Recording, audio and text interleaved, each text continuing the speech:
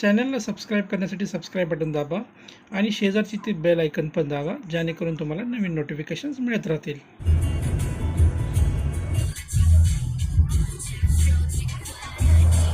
या साईडला अजून पूल दिसते, हा पाडला सगळं मागे. आता 2 ऑक्टोबरला हा असा जॉईंट होतो. आपण आहोत चांदणी चौकात. आता नमस्कार मित्रांनो, आणि आपण आता निघालो फुलांच्या जगात, म्हणजेच कास पठारला. आता आपल्याला पुण्यापासून आहे 150 किलोमीटर आहे कास पठार. सातारा सिटीच्या पुढेच आहे. समोर तो डोंगर आहे, त्या डोंगरावर तो धुकं कसलं भारी दिसतं. ढग आलेत ॲक्च्युली खाली, सगळे ढग कसे दिसत आहेत वरती डोंगरावरती, भारी वाटते, जबरदस्त. आणि तो समोर आहे तो बोगदा, एक नंबर वातावरण झालं. आपण आता शिरलो बोगद्यामध्ये.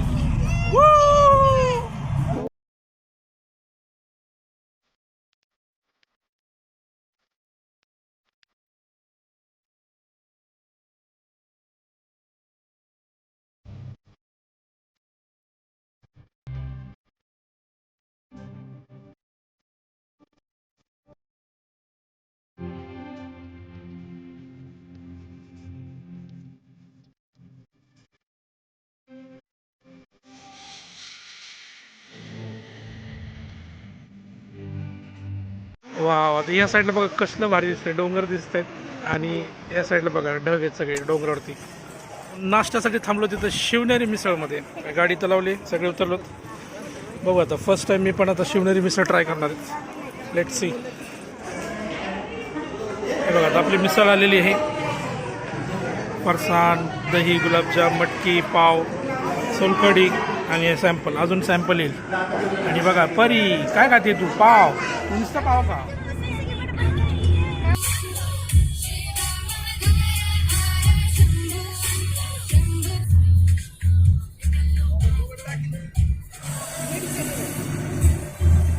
कसला भारी दिसतोय समोर डोंगर, एक नंबर.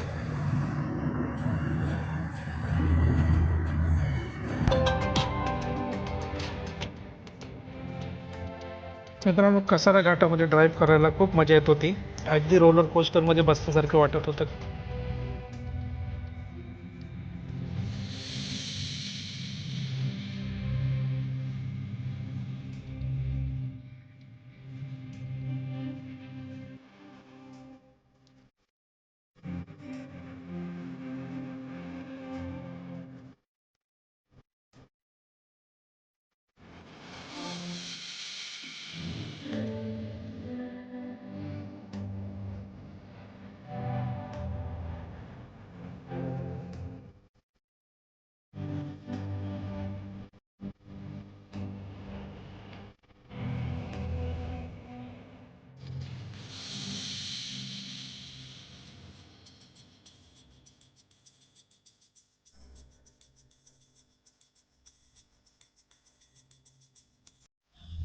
चला आता आपण पोहोचलो साताऱ्यामध्ये. आपल्याला किती राहिले? 22 किलोमीटर काहीतरी आहे जायचं कास पठार. फर्स्ट टाइम आलो सातारा सिटीमध्ये. इथनं राईड घ्यायचं आपल्याला. सातारा सिटी. इकडे चंदू काका सर, कसं आहे दुकान?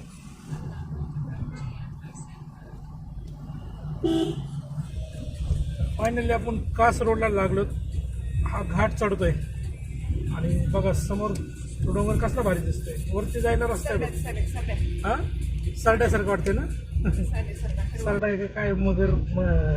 हा, बरोबर. वरचं तोंड सरड्यासारखं वाटायचं. कास पठार ही साताऱ्याच्या पश्चिमेकडे साधारणपणे 22 किलोमीटर आहे. मित्रांनो, याही घाटातून ड्राईव्ह करायला खूप मजा येत होती. रस्ता थोडा अरुंद होता, पण रस्त्याची कंडिशन चांगली होती, त्याच्यामुळे खूप मजा येत होती. आपण थांबलो तिथे. ऑन द वेच आहोत कास पठारकडे. आणि इथे एक मस्त स्पॉट दिसला, कारण इथून तळ्याचं व्ह्यू दिसतोय. कास तळ, कास लेक, म्हणून थांबलो तिथे. म्हटलं बघावं इथून नजारा. बघा हे समोर दिसतं ते कास लेक. या कास तलावाचंच पाणी आहे सातारा शहराला पिण्यासाठी. खाली एक छोटासा डॅम पण दिसतोय. पुढे गेला हे बघा तिकडे दरवाजे दिसत आहेत. इकडे आम्ही मस्त भारी वाटतं नजर एकदम. आणि या साईडला पूर्ण आता इकडे ह्या साईडला डोंगराच्या पलीकडे सगळं सातारा सिटी आहे. अजून इथून आपल्याला 17-18 किलोमीटर राहिलेले जवळच आले.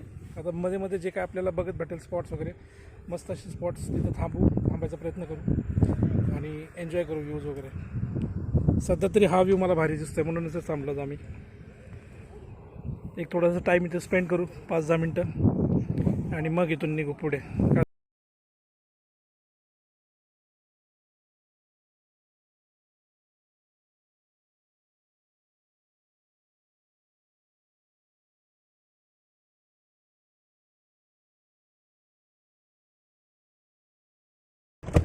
10-15 मिनटं मस्त टाईम स्पेंड केला.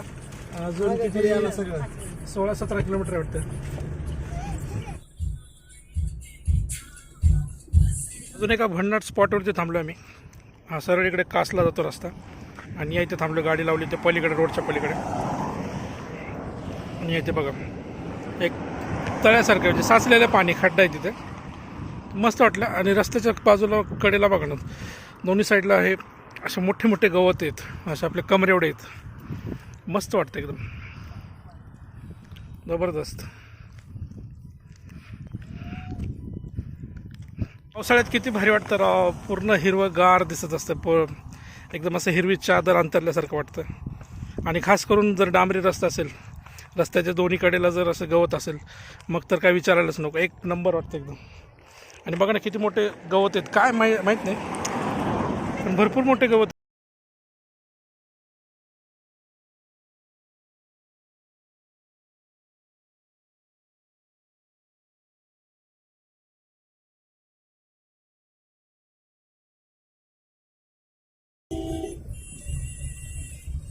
भारी रस्ते वाटतात.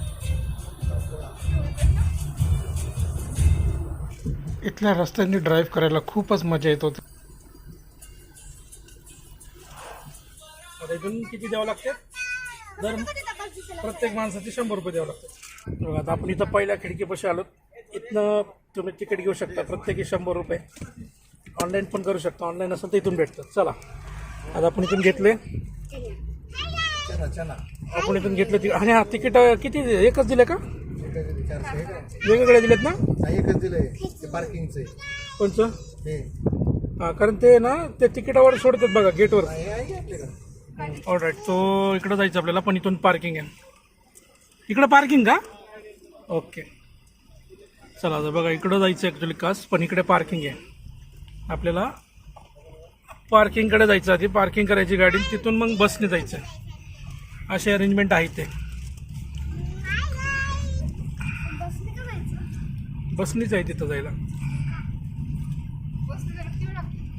गाडी भरली ते भीमाशंकरला कसं होतं? हां बसला 10 रुपये तिकीट आहे एका माणसाचे. म्हणला नाही ती माहिती आहे ना मला. याच्या आधी सगळं अभ्यास करावा लागतं का? चला आता गाडी ते पार्किंगला लावून आणि आपण आता चाललो बस पॉईंटकडे. बघा ही बस आहे इलेक्ट्रिक बस. अशा बसेसने जायचं आपल्याला. आता लाईन लागली बघा तिथं बस स्टॉपला.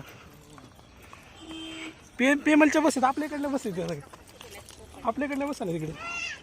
किती पार्किंग आहे. भरपूर मोठी पार्किंग आहे. बाबा बससाठी लाईन आहे का दादा? पार खाली आहे. किती तिकीट आहे? 20 रुपये रिटर्न.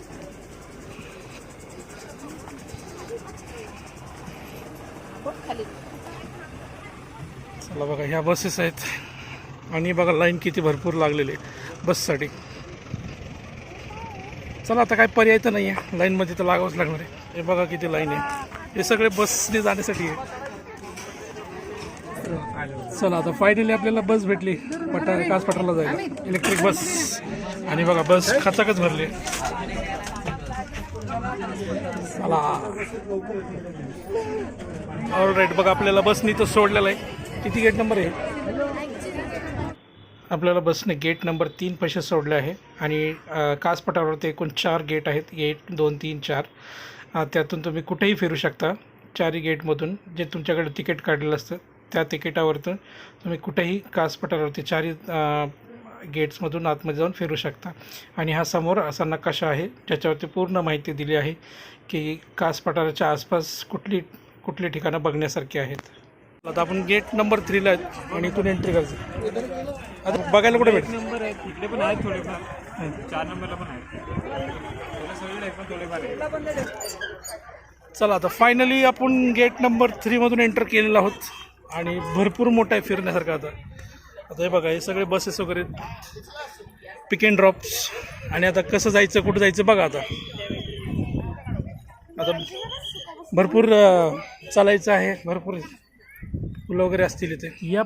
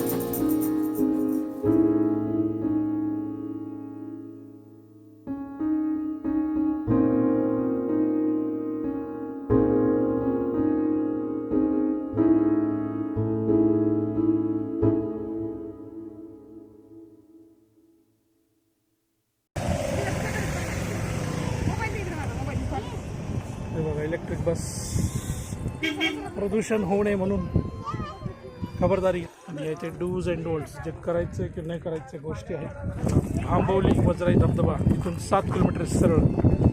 चला आता आपण आलो पार्किंगमध्ये परत. कास पठार बघून जास्त काय फुलं नाही आहेत, नव्हती ॲक्च्युली, जेवढी पाहिजे तेवढी नाही आहेत. त्याच्यामुळे आता आपण इथून निघतो आहेत. आणि बहुतेक आता बघू इथं जवळपास काय अजून फिरायला ते बघू. बहुतेक वजराई धबधबा जो आहे त्या कास पठारच्या पुढे तिकडे जायचा प्लॅन करू कदाचित, बघू चला.